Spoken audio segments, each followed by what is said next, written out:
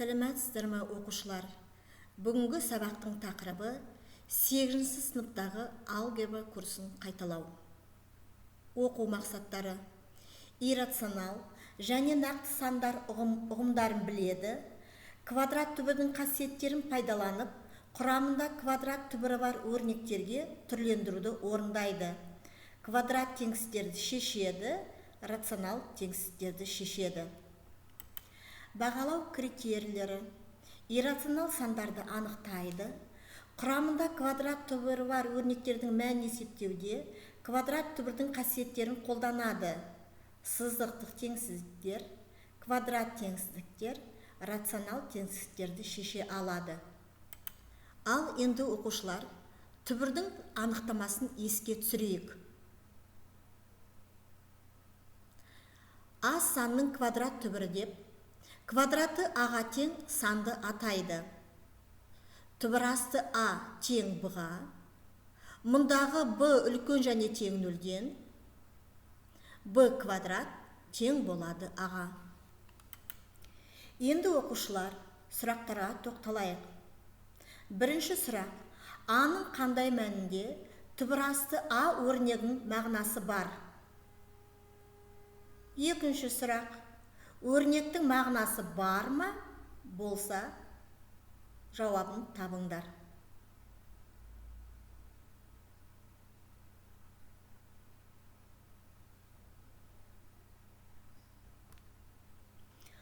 Ал енді бірінші сұрақтың жауабы: түбірасты А өрнегінің мағынасы болады, егер түбірасты астында тұрған сан үлкен және тең нөлден болса.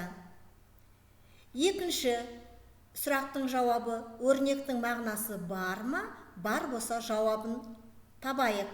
Бірінші, ол жауап түбірасты жақшаның ішінде минус 12-ның квадраты. Екінші жауабы минус түбірасты жақшаның ішінде минус 11-дің квадраты. Енді оқушылар, квадрат түбірдің қасиеттерін еске түсіреміз. Бірінші қасиет: түбірасты А сан мен Б санның көбейтіндісі тең болады түбірасты А көбейтілген түбірасты Б. Мұндағы А үлкен және тең нөлден, Б үлкен және тең нөлден.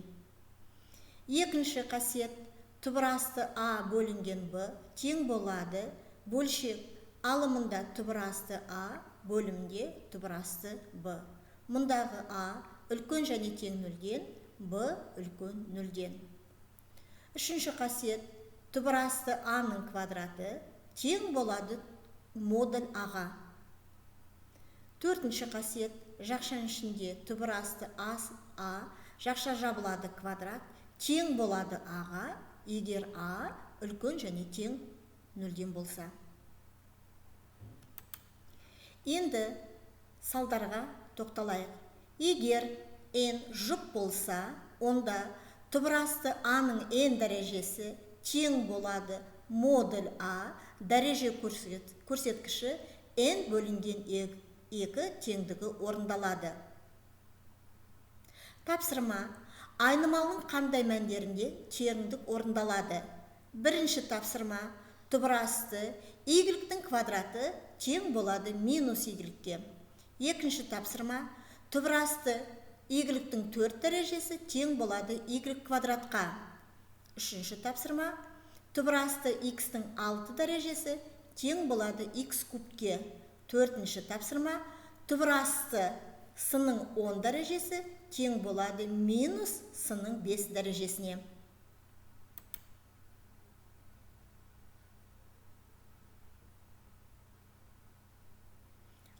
Ал енді оқушылар, жаңағы алдыңғы есептің, тапсырманың жауаптарын тексерейік. Біріншінің жауабы y кіші нөлден. Екіншінің жауабы кез келген сандар. Үшіншінің жауабы x үлкен және тең нөлден. Төртіншінің жауабы с кіші нөлден. Енді оқушылар, сіздермен бірге жеке жұмыс жасаймыз.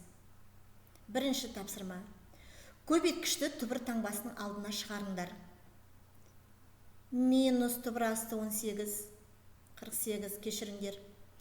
Екінші тапсырма, өрнектік шамдаңдар. Түбір асты 18, минус түбір асты 32, қосылған түбір асты 8. Үшінші тапсырма, өрнектік шамдаңдар. Жақша, түбір асты 2, қосылған, 2 түбір асты 3, жақша жабылады. Көбейту, жақша ашылады, 2 түбір асты 3, минус түбір асты 2, жақша жабылады. Төртінші тапсырма, бөлімдегі иррационалдықтан құтылу. Бөлшек алымында 3 түбір асты 7, бөлімде 4 түбір асты 2.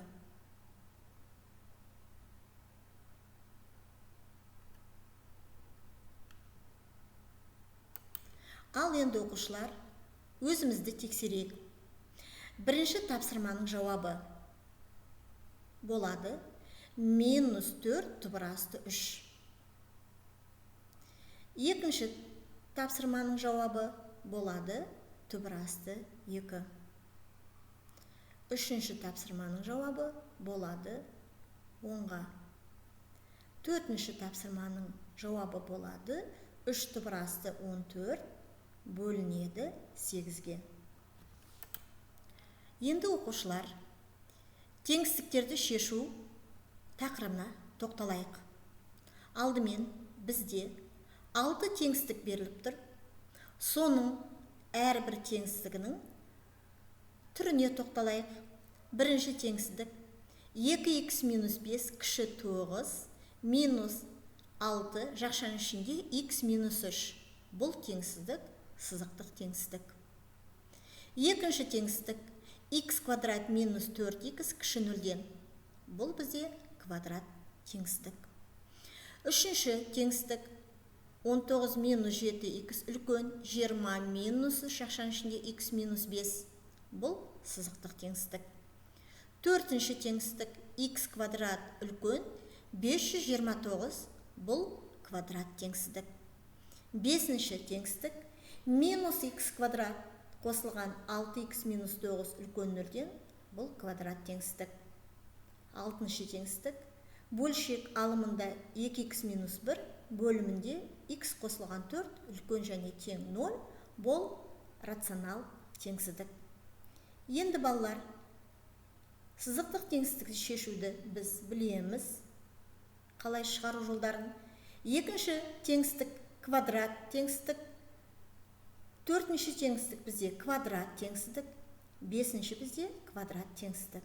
Бұл жерде қарай алғашқы 2 мен 4-те көбейткіштері жіктеп аламыз. Сосын интервал әдісін қолданса болады. Енді бесінші теңсіздікте қараймыз балалар. Минус х квадраттың алдында минус таңбасы тұр. Соны теңсіздік шешкен кезде ескереміз. Алтыншы теңсіздікте қараймыз балалар. Рационал бөлшек теңсіздік. Сондықтан да мұнда х қосылған 4 деген мағынаға қандай жағдайда оның мағынасы болады. Яғни мүмкін мәндерін жиын ескереміз.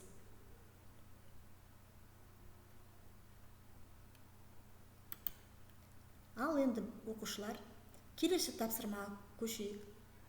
Мына жерде бізде ықшамдауды орындау керек. Бұл жерде бізде мынаны ескеру керек. А үлкен 0-ден, Б үлкен 0-ден. Сабақ бітті. Сау болыңыздар.